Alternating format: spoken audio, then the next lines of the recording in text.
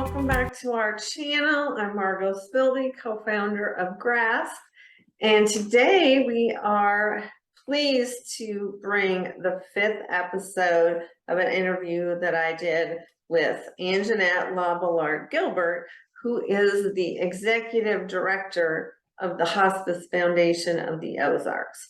So if you haven't seen her previous interviews, please just click on the card that we've added to watch the playlist from her videos. And today, Anjanette is talking about her relationship with God and what it is that she wants women to know. So take a listen today and let us know how Anjanette has been able to inspire you through her story.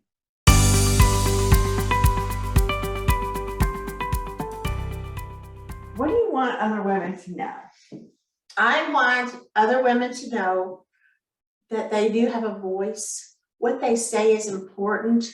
Stop listening to that voice in their mind that when every time they look at themselves in the mirror, you're ugly, or look at that spot, or I'm never going to be good enough, or other people are talking about me. They only knew who I was. I'm a fake fraud. You know, all those things. Tell it to shut up. I mean, because it's an everyday battle. And the thing is, you're not alone. Every single person, every single woman I've ever met, I don't care how much money she's got. I don't care if she's the most successful thing in the world. She's had to conquer those doubts and fears. You just have to just keep pushing on and bake it till you make it.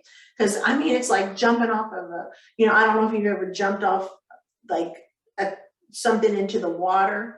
Well, you hold your nose. So I hold my nose and close my eyes and jump, because if it doesn't work, it'll be okay. Next, let's do something else. It'll be okay. I remember when Oprah said, you can change your mind anytime you want to. Because a lot of times, we think, oh God, people are going to think I'm a job hopper. People are going to think, oh, what are you going to do now, Anjanette? Well, I'm evolving and I keep evolving, and I may be interested in that this year, but I may not be interested in it next, and it's okay. And, I feel like the older women get, the less they care what other people think. So I really like myself now at this point, my 50s. But at that time period, I always worried what other people thought on the outside, because I looked good on the outside, but they didn't know all the stuff that was in the inside. So now it's matched.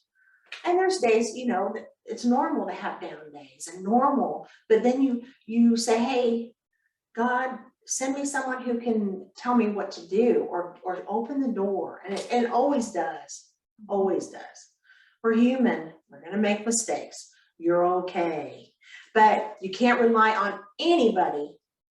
You got to rely on yourself and God, whatever spiritual thing that people believe in. But I've had a personal relationship with God my whole life. So whether it was in that strict religion or whatever it was, I truly believe there's another power that helps us along. But you got to ask for help and just keep going. Mm-hmm. So you talked about it takes a village. Mm-hmm.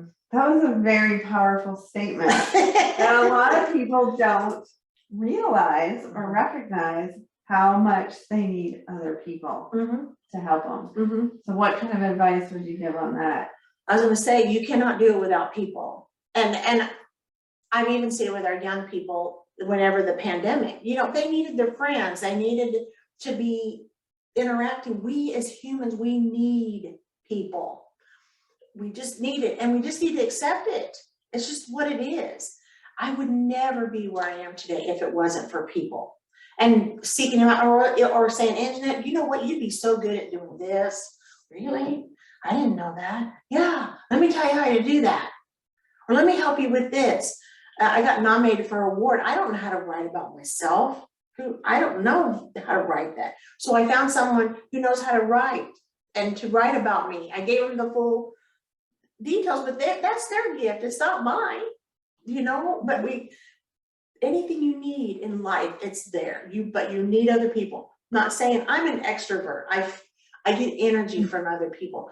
Not all people are that way. Like most It's so weird because I have a daughter who's an introvert. I've got several of my friends who are introvert and they don't thrive. Other people drain. But you also, that time that you have that you can use, you need to have a little bit of people interaction and you always need help. You can't do it on your own. You forged a path despite a ton of obstacles, and you just kept going. So what is it that keeps you going? Like what keeps My you children going? kept me going. They were my biggest drive. So when my children grew up and moved, to go to college and stuff, because I just told them there wasn't a need. I said, you can take a year off if you want, but you need to either get a degree or you need to get a trade. I don't care. College is not for everyone. But I'm fortunate both my daughters did graduate from college. My oldest daughter is a teacher and my youngest daughter is almost done with her psychology degree. So, but every day I would say they were my drive. And so whenever they left, I was sad because I didn't know what my drive was anymore. So it took me about a year and a half to figure it out. I just went through the motions of everyday life, but then it all came together and worked out. But my children were the biggest drive. And I know you're not supposed to make your children your whole life, but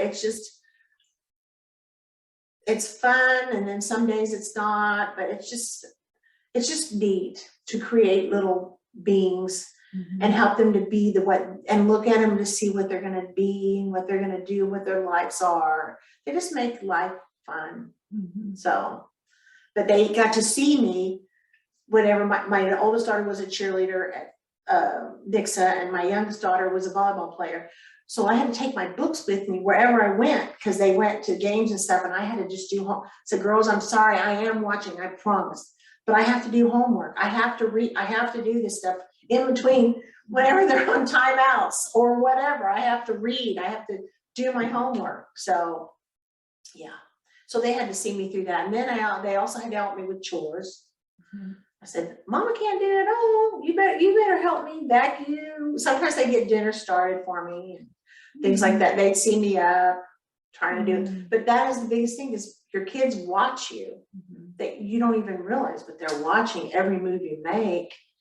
And they're like, they may not like you at the time, but my children the older they get, they're like, Mom, thank you so much for making me do this. Mom, thank you so much for doing that. Because I know how to do that now. And my other friends don't, and things like that. So that was my biggest driving force. Thank you so much for watching today. Please let us know in the comment section how Anjanette has inspired you and how we can help serve you. Thank you. Please follow us on social media. You can check out all the links in the description below. We would love to get to know you better. If you want a copy of my book, you can click on the link posted and make sure you subscribe to our YouTube channel so that you can be updated on more topics and interviews. For a free strategy session or a vision alignment coaching session, please click on the link for our website and you can schedule that directly with me. And we will see you in the next video. Thank you.